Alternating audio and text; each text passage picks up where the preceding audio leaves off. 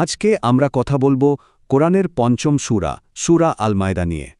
তো প্রশ্নটা হলো কিভাবে একটা স্বর্গীয় ভোজসভার নামে রাখা একটা সূরা একটা গোটা সম্প্রদায়ের জন্য সংবিধানের মতো গুরুত্বপূর্ণ হয়ে ওঠে। ব্যাপারটা বেশ ইন্টারেস্টিং, তাই না? চলুন এর ভেতরে ঢোকা যাক। প্রথমে বলি আল মাইদা এই শব্দটার মানে কি।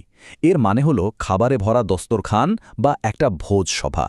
আর এই সূরাটা কিন্তু নাজিল হয়েছিল মদিনায়, নবী সাল্লাল্লাহু আলাইহি সাল্লামের জীবনের একদম শেষের দিকে। আর ঠিক এই কারণে এর গুরুত্বটা অনেক বেশি।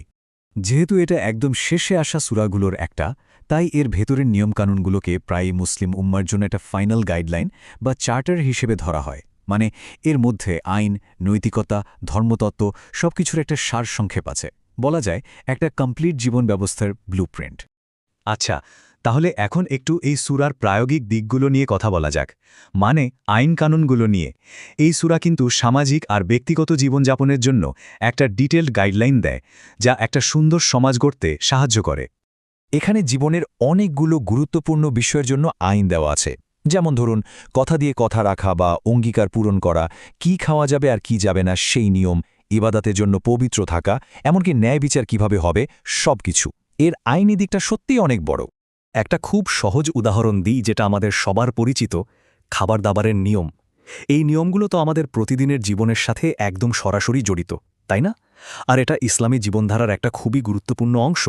এই সূরাতে একদম পরিষ্কার করে বলে দেওয়া হয়েছে কোন কোন খাবার হারাম বা নিষিদ্ধ, যেমন মৃত পশু, রক্ত, শূকরের মাংস আর এমন পশু যা আল্লাহ ছাড়া অন্য কারো নামে জবাই করা হয়েছে। এই নিয়মগুলো কিন্তু ইসলামিক আইনের একটা মূল ভিত্তি। শুধু খাওয়ারই না, এবাদতের জন্য শরীর আর মন দুটোই পবিত্র থাকা জরুরি। তাই এই সূরাতে ওযু করার নিয়মকানুন বিস্তারিতভাবে বলা হয়েছে। আর সবচেয়ে ইন্টারেস্টিং ব্যাপার হলো, যদি পানি না পাওয়া যায় তখন কি হবে? তখন পবিত্র মাটি দিয়ে তায়াম্মুম করার বিকল্প দেওয়া হয়েছে। এটা কিন্তু আল্লাহর বিধানের নমনীয়তার একটা অসাধারণ উদাহরণ। তো আইন আর নিয়মকানুনের কথা তো হলো, এবার চলুন একটু অন্য দিকে যাই। এই সূরাতে একটা অসাধারণ শক্তিশালী নৈতিক গল্প আছে। গল্পটা হলো আদমের দুই ছেলে হাবেল আর কাবিলের, মানুষের আবেগ, হিংসা আর অনুশোচনার এক চিরন্তন কাহিনী। গল্পটা কয়েকটা ধাপে এগিয়েছে। প্রথমে দুই ভাই কোরবানি দিল, কিন্তু কবুল হলো শুধু হাবিলেরটা। এখান থেকে শুরু হলো সমস্যা। হিংসার আগুনে জ্বলে কাবিল তার ভাইকে হুমকি দিল এবং শেষ পর্যন্ত হত্যা করল। এটা ছিল মানব ইতিহাসের প্রথম হত্যাকাণ্ড। এরপর কাবিল যখন দেখল একটা কাক আর একটা মৃত কাককে মাটি খুঁড়ে কবর দিচ্ছে, তখন সে শিখল কিভাবে ভাইয়ের লাশ দাফন করতে হয়।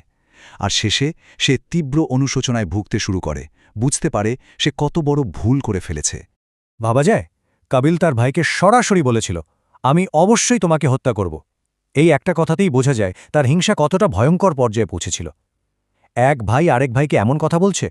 আচ্ছা, এবার আমরা সূরার সেই অংশে আসছি যেটা সম্ভবত সবচেয়ে গুরুত্বপূর্ণ এবং সবচেয়ে বেশি আলোচিত। এটা ইসলামী ধর্মতত্ত্বের একটা টার্নিং পয়েন্ট, এমন একটা আয়াত যা নিয়ে অনেক গভীর আলোচনা আর ব্যাখ্যা রয়েছে। আয়াতটা হল, আজ আমি তোমাদের জন্য তোমাদের দিনকে পরিপূর্ণ করে দিলাম। এই ঘোষণাটা ইসলামী ধর্মতত্ত্বের একদম কেন্দ্রে। কিন্তু প্রশ্ন হল, এই পরিপূর্ণ হওয়ার মানেটা ঠিক কি, আর এটা কখন বলা হয়েছিল? এই জায়গাতেই কিন্তু বিভিন্ন ব্যাখ্যা চলে আসে। এই আয়াতের ব্যাখ্যা নিয়ে মূলত দুটি প্রধান ধারা দেখা যায়। সুন্নিদের ব্যাখ্যা অনুযায়ী আয়াতটি নাজিল হয়েছিল নবীর বিদায় হজ্জের সময়, আর এর মাধ্যমে ইসলামের মৌলিক আইনকানুনগুলো পূর্ণতা পেয়েছে বলে ঘোষণা করা হয়। অন্যদিকে শিয়াদের ব্যাখ্যাটা একটু ভিন্ন।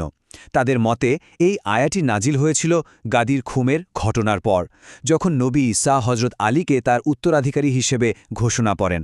তাদের মতে নেতৃত্বের মাধ্যমেই দিন পরিপূর্ণতা লাভ করে। দেখুন, দুটো ব্যাখ্যার প্রেক্ষাপট ভিন্ন, কিন্তু আয়াতটার যে একটা বিরাট ধর্মতাত্ত্বিক গুরুত্ব আছে সেটা কিন্তু উভয় পক্ষই মানে।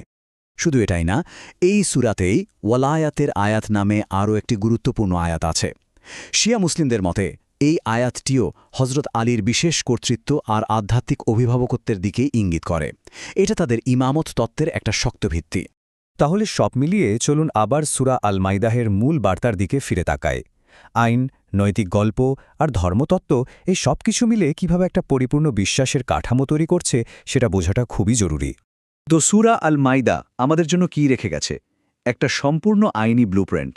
কিছু অসাধারণ নৈতিক গল্প যা আমাদের ভিত্তি তৈরি করে দেয়, ধর্মতত্ত্বের কিছু কেন্দ্রীয় আয়াত, আর সর্বোপরি মুসলিম সম্প্রদায়ের জন্য একটা চূড়ান্ত পথনির্দেশিকা। এটা শুধু কিছু আইনের বই না, বরং জীবন, বিশ্বাস আর সমাজের এক দারুণ সমন্বয়। শেষ করার আগে একটা প্রশ্ন রেখে যাই, কিভাবে প্রায় 1400 বছর আগেকার একটা অধ্যায় আজও দুনিয়ার কোটি কোটি মানুষের জীবনকে এতটা গভীরভাবে নিয়ন্ত্রণ করছে, প্রভাবিত করছে? এর উত্তরটা হয়তো এর কালজয়ী নির্দেশনা আর চিরন্তন প্রাসঙ্গিকতার মধ্যেই লুকিয়ে আছে।